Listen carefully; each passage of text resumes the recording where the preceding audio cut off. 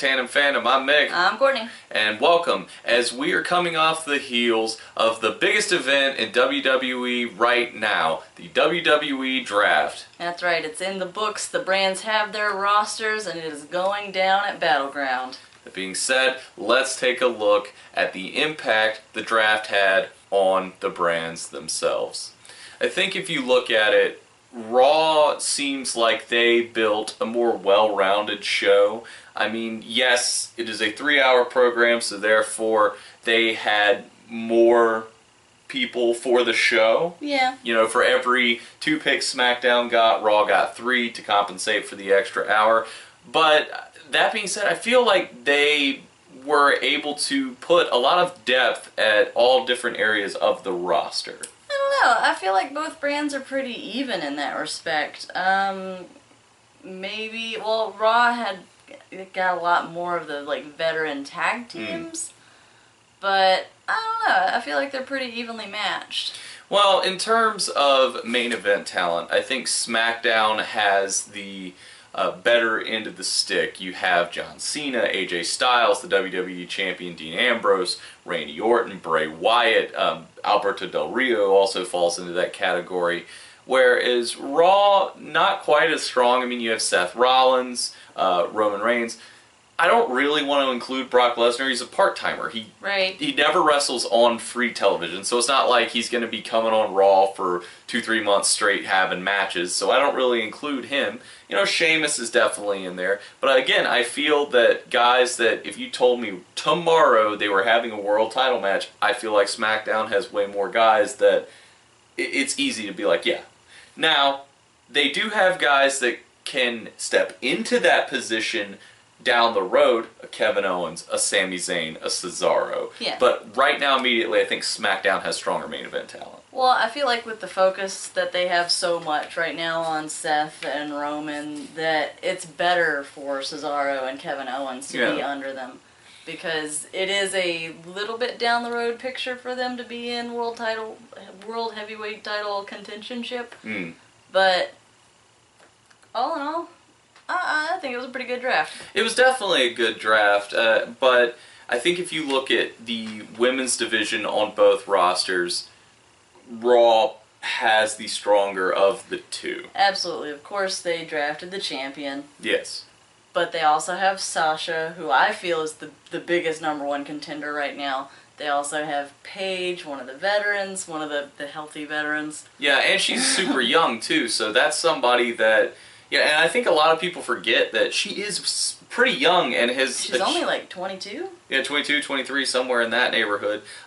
You know, she's not the best talent, you know, or most popular talent, but Alicia Fox is a former champion, so that at least brings a little credibility. Summer Rae is a capable performer. You also have a new, fresh entry into the division with Nia Jax. So I feel like that's a lot stronger because if you really look at the SmackDown side, you have Becky and Natalya, who are both excellent.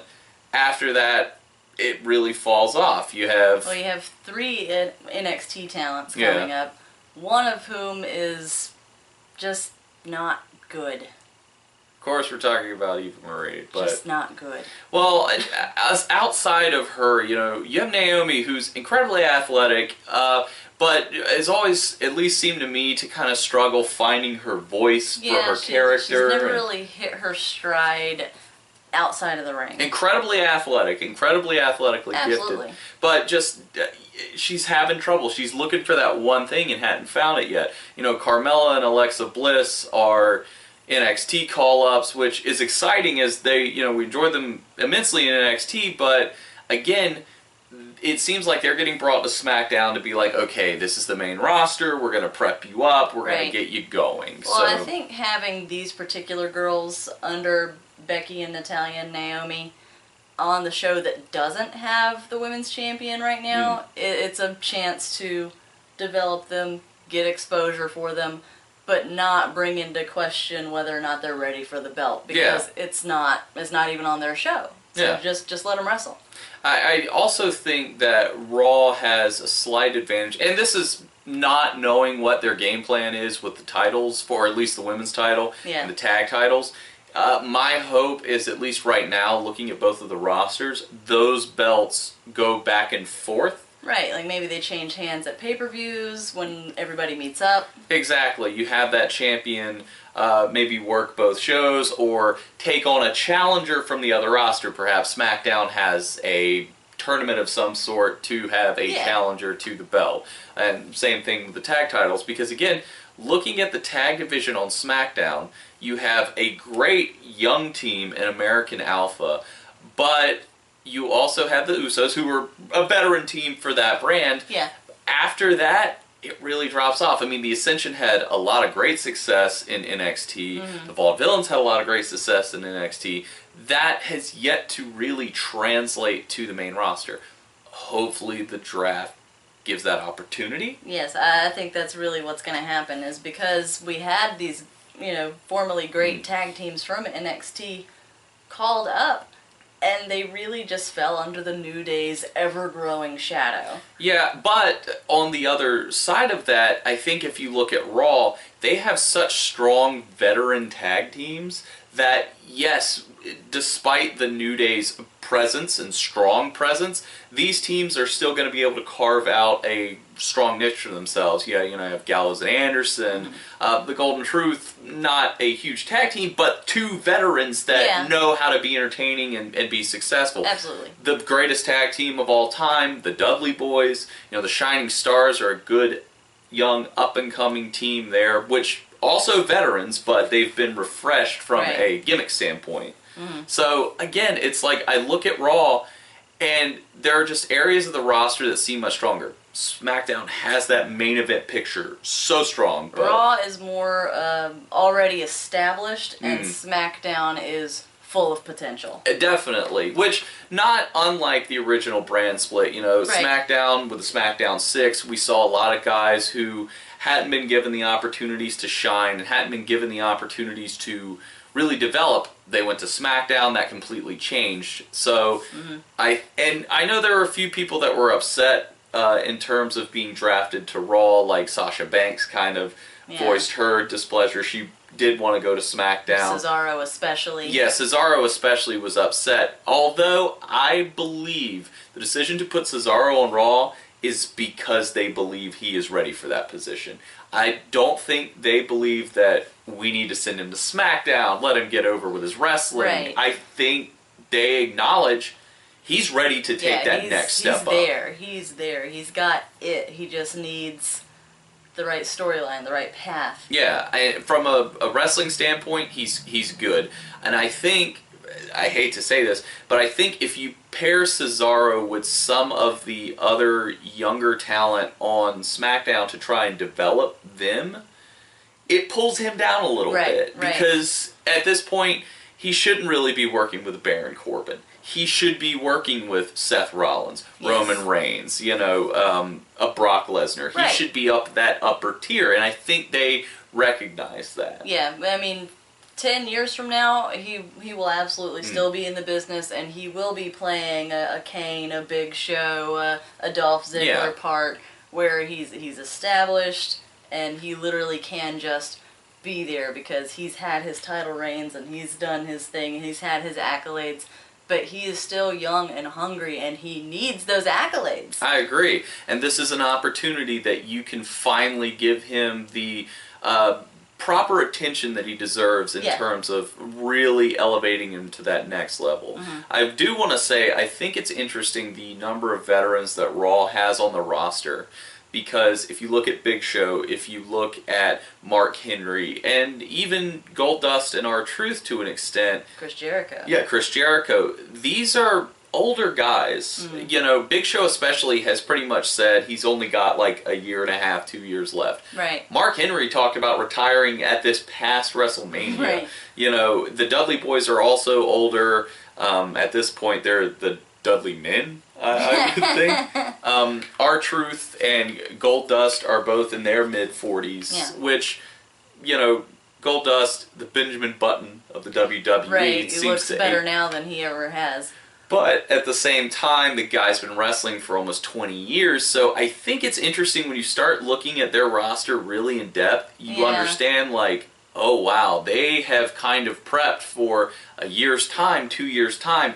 They'll be ready to take some of these guys who developed on SmackDown and put them on Raw. That's true. I didn't even think about that. They're planning the long game, it seems. Yeah, and it's really smart because looking at SmackDown and seeing younger talent like Baron Corbin and Kalisto, Zack Ryder. Yeah, Zack Ryder, Apollo Crews, Breezango, you're seeing these guys that it's like, okay, yeah, they're younger, and some of them haven't really found their spot or where they fit. Like, I feel Apollo Crews got completely lost in the shuffle. Yeah, his athleticism and his in-ring work is fantastic, but who is he? I think he got called up a little too soon. I do. I hate to say it because he is a spectacular athlete. He's insanely entertaining from an in-ring perspective. I didn't even really get an idea or an understanding of who he was in NXT. And then they pulled him up to the main roster, and I feel like maybe it was a little too soon. Yeah, definitely.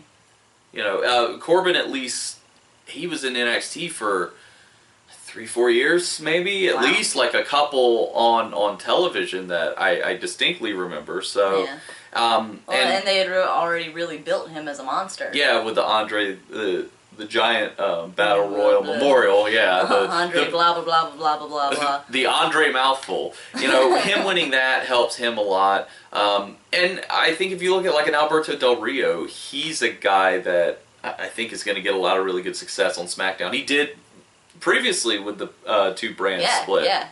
As did Dolph Ziggler. I think Dolph Ziggler has an incredible opportunity to reinvent himself, as does Zack Ryder as well. Yes, especially with American Alpha being called up. You know, maybe Dolph can take them under his wing and create this awesome collegiate wrestling stable. That's kind of my hope, is this is an opportunity, and we saw Dolph cut a different style of promo than he typically does. You know, he's very much, stealing the show. It was more of a... It didn't feel like a Dolph Ziggler promo. It felt like Nick Nemeth talking. He was kind of lamenting. Yeah. Like, I've made mistakes. I've had a few. But I liked it because it was different. He had the intensity that he always does, but it was a different type of intensity. Yeah, it was a deeper passion for wrestling itself, not just stealing the show. It was very Vision Quest-ish. Yeah. I was waiting for him to like throw on a hoodie and just go for a jog, and it was punching some beef. Yeah, it was very cool. I liked it, and again, I hope that they use this as an opportunity because we know who Dolph Ziggler is. We don't have to reestablish that. But you can take this opportunity and refresh him. A lot like we've seen them do with Zack Ryder. Yes. The changing of his appearance, his music got changed. A little bit. It's along the same lines. It's a little edgier. Yeah, it sounds like Dolph's actually. It's the exact same song, but with more guitars. Yeah. So I think that's a way that, and he mentioned this in the past, that he was trying to kind of transition away from the headband and the internet champion. Yeah, the goofy funness of the character, because I guess he realized, like, I'm not getting taken seriously. It only takes you so far. Although, we could see a Hype Bros reunion with Mojo Rawley being called up, so that's exciting. Yes. And on Raw, again, it's just like, I feel that there are so many championships on Raw, and there's like nothing on SmackDown, because, their Cruiserweight division is coming to SmackDown, where I'm interested to see where... Raw. Oh, yeah, excuse me, coming to Raw, not SmackDown. Yeah. Should have gone to SmackDown because they have nothing at this point. Yeah, all they have is Dean and The Miz. Which is fine. Which, is Dean going to retain? Is Seth going to get it? Are they going to make another world title for Raw if Dean retains? Are they going to make one for SmackDown if Seth wins? I think we're definitely... Or if Roman wins. I think we're definitely going to see a two world title scenario, because... I hope so. It's the best way to build your stars. It worked in the past. There are people that are like, it dilutes the title, and which one's more important? Well, they're both important, and that's okay. And if only one show has a world championship, then immediately you're going to think that show is more important than the other show. But exactly. If they both have one, then they're self-contained, and it's it just makes sense. Well, the way I always look at it is that, and this is the way I've always looked at it, you know, WCW had a world championship, WWE had a world championship. Both had a lineage, both had, you know, a history and a level of importance attached to them. We never said the WCW belt means more than the W. No, we never said that because they both mattered. So that's how I've always looked at it, that both of these belts matter. My hope is the Cruiserweight title is not just the Cruiserweight title. I hope they attach the World Cruiserweight title. I think that makes it feel a little more important. Something else I would be interested to see, where does Finn Balor fit in terms of the Cruiserweight division? Is he heavyweight? Is he Cruiserweight? Is he in any belt title right now to begin with? Same thing with Neville. I feel like Neville is a guy that absolutely you would have him compete for that belt. It's made perfectly for him. But where does he go from there? I think the absolute best way to show an importance for a title like that is if you put it on a guy like Finn Balor and he has a match with a world champion of like Seth Rollins or Roman Reigns or Kevin Owens or whoever, and he beats them. In a non-title match, champion versus champion, and he beats them. That shows the importance of that title. Legitimacy. Granted, it's very possible that he won't, and we literally get to see like a winner of the Cruiserweight Classic is the champion, and that's who it is, and he competes against other Cruiserweight Classic competitors, along with like Sin Cara or Neville or whoever else. But it's going to be interesting for sure. In terms of Raw building stars, I feel like they got a couple names, like Enzo and Cass. I feel like they're already getting built strongly. Darren Young represents the most opportunity. I think Sin Cara represents a lot of opportunity. Again, outside of that, I'm looking at the list here, and I'm just like, man, most of these guys are already made. Braun Strowman represents an opportunity to build a new monster. By himself, being on the same show as the Big Show, I feel like maybe he's going to work with him a little bit, kind of maybe take his place. But on SmackDown, you know, we kind of talked about it, way more opportunity. I kind of hate that Eric Rowan ended up on the same show as Bray. Well, one of them had to. I suppose I would have preferred to see them both away from Bray, just to see what they would do with Bray. Is he going to still have Rowan? Is he going to recruit more? That's what I'm interested to see how that kind of transpires. And how much longer do we see, like, Demon Kane? You know, is he going to stick around for a while? We're going to see a transition back to corporate Kane? Is it going to be kind of a flip-flop back and forth? Is it going to be a kind of a, they're actually two different people even though they're really not kind of thing? Well, and in terms of people being around for a while, there has been talk, and you probably noticed on social media, and a lot of other people have probably noticed, John Cena is more active outside of the company doing outside endeavors, hosting the ESPYs. Absolutely. I believe he just signed another reality show deal, didn't he? He did, and a hefty commercial and a love promo. So he is working a lighter schedule than he has been. I'm not saying that he's not going to be on TV, you know, consistently. But it's I'm not not saying going to be a U.S. Open Challenge every week anymore. And Randy Orton, with the serious shoulder injury that he's coming off of. It's been almost a year. Which is kind of crazy. So I think when you look at John and Randy both being on the show, I really kind of question where are we going to be in a couple years with these two guys. Look, I'm not saying that John Cena's done going away forever.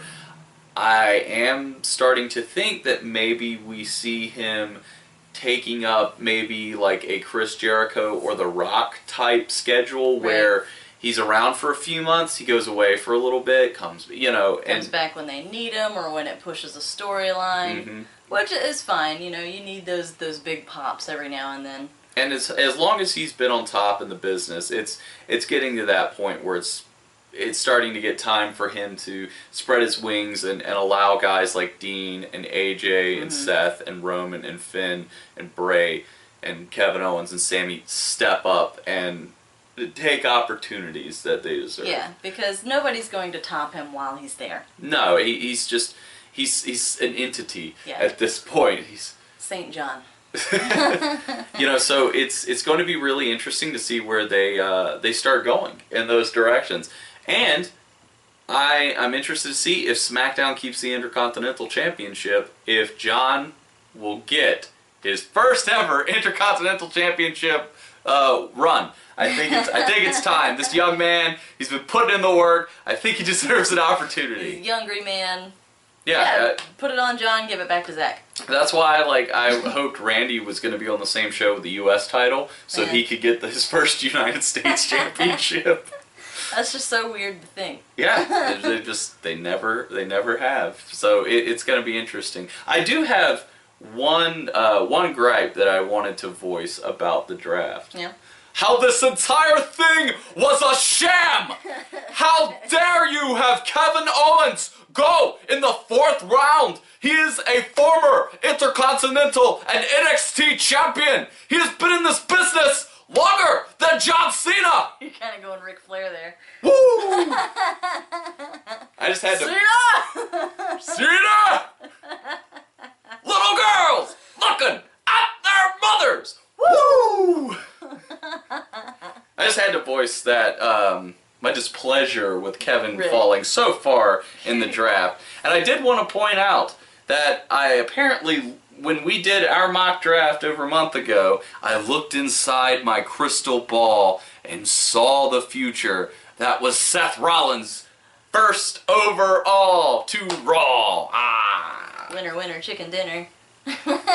Although I had more picks, he had the most accurate pick of them all. I did. So I'll take that one.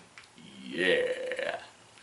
Though, of course, the only ones that we missed was Bailey. Asuka. I guess it's not her time. Yeah, Shinsuke, Nakamura, and Samoa Joe were names that we wanted to see come up. But I think when you look at it, if you call all of those people up, and there was a lot of people upset the fact that Bailey didn't come up. Yeah. But this is the way I kind of look at it. If you would have pulled up Bailey, Samoa Joe, Asuka, Shinsuke Nakamura, Austin Aries, and Mojo Rawley and Carmella and Finn, you have decimated NXT's roster at that point. I do believe Bailey will be coming up. I do believe she will be coming up relatively soon. Right. Possibly at Battleground as the mystery partner. I could also see Nia Jax filling that role. But I do believe she'll come up, and I'm thinking after SummerSlam. Or she'll pull the Kevin Owens like he did, or the Sami Zayn where they worked the TakeOver event and then they worked the main pay-per-view. Right. So I could definitely see that happening. I'd see her teaming with Becky in some sort of capacity. I think that's... Well, and the thing is, Bailey is just such a cornerstone for NXT right now that there's nobody who can replace her. Finn, there are plenty of guys under him now. Yeah. You know, Joe has been a great champion. Shinsuke been obviously passed the gauntlet to him in his final match. You know, with Hideo Itami returning from injury soon, he's going to be somebody that, I mean, he lost over a year. So he's pretty fresh to them. You know, the Bobby Roode coming in, Eric Young coming in, Austin Aries is there, so he can have opportunity. So there are plenty, and I'm sure there's plenty of cruiserweights from the Classic that are going to get signed. There's rumors abounding that Kota Ibushi is signed. Oh, yeah. And, he doesn't speak English, so of course he would have to go to NXT so he could learn and develop. Get with Shinsuke and Hideo. So I know they're interested in Zack Sabre Jr., so he's somebody that they could help develop and push into that role. And we've also seen main roster guys go back down to NXT, like Tyson Kidd's done that, Zack Ryder's done that.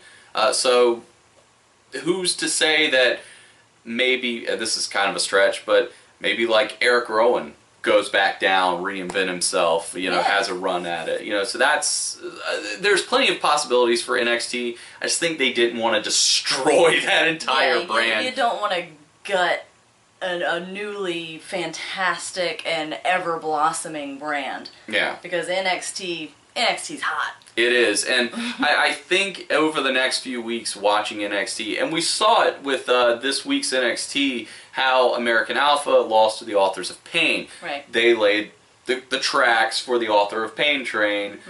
They've moved on now, so that's what we're going to have to see with others. And Bayley beat Nia. Yes. Nia moved on. Yeah, so I think that's what it's got to be. You know, Finn, we already saw him lose to Shinsuke. Right. So I think that's what they're going to start doing for, you know, like Bayley and Joe and all these guys. They're going to lay the groundwork for a clean exit instead of like, oh, I got drafted. Oh, but I still got this belt. Whoops. You know. But they need to have an heir apparent.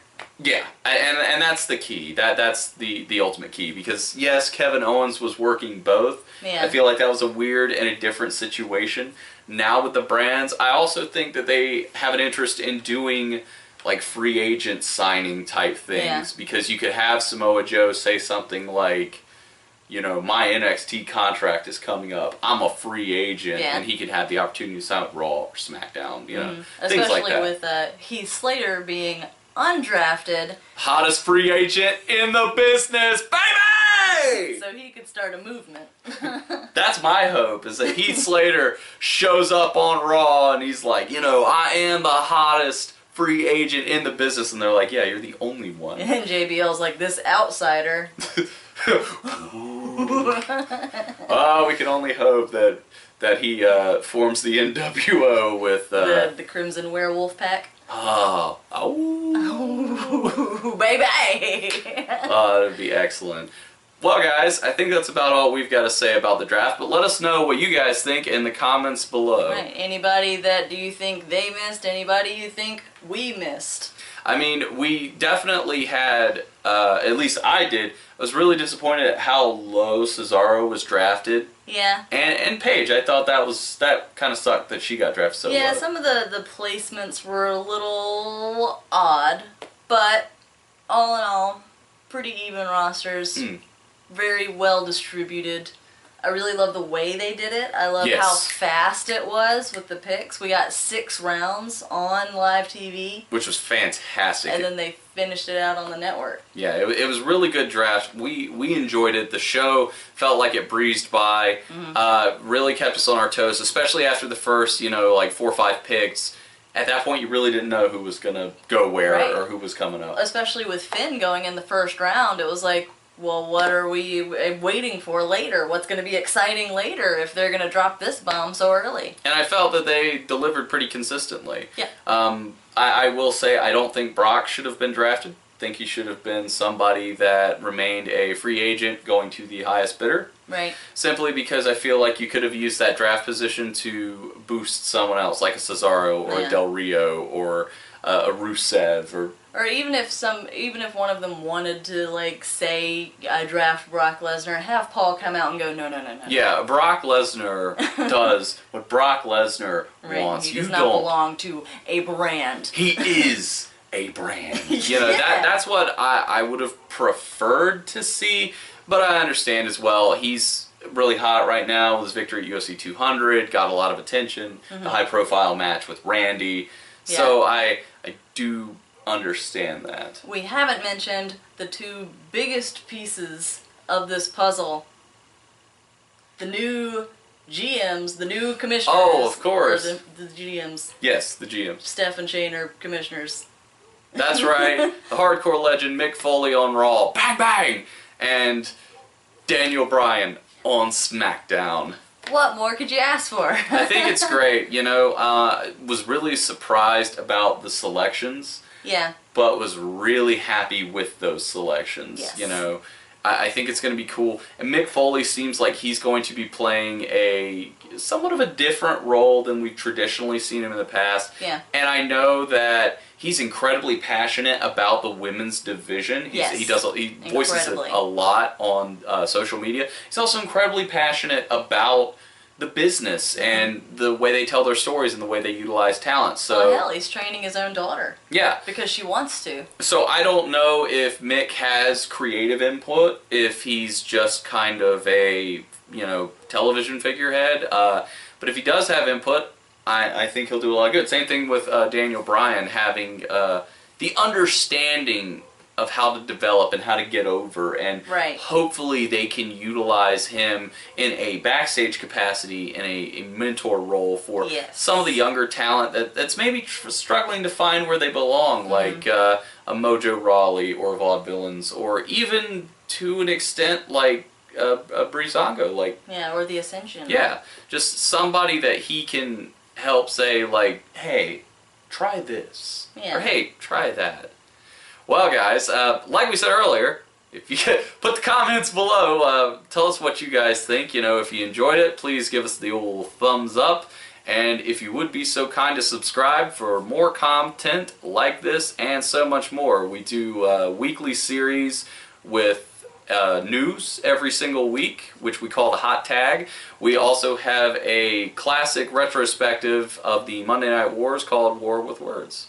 Along with fantastic, hard-hitting breaking news like this. We're also following the Cruiserweight Classic week by week, going over the matches. And occasionally we throw out a top 10 list of whatever the hell we feel like. Anything and everything. So, you know, this is something that we tend to put out regularly. We're in the middle of what we would like to see return to WWE mainstream wrestling. Yeah, it's been a lot of fun doing that particular series, so check that out. But like I said, like, subscribe, comment. Follow us on Facebook, Instagram, and Twitter for all of our backstage antics. Of which there are many. Well, guys, as we always say here on Tandem Fandom, if you're going to be a fan, bring a friend.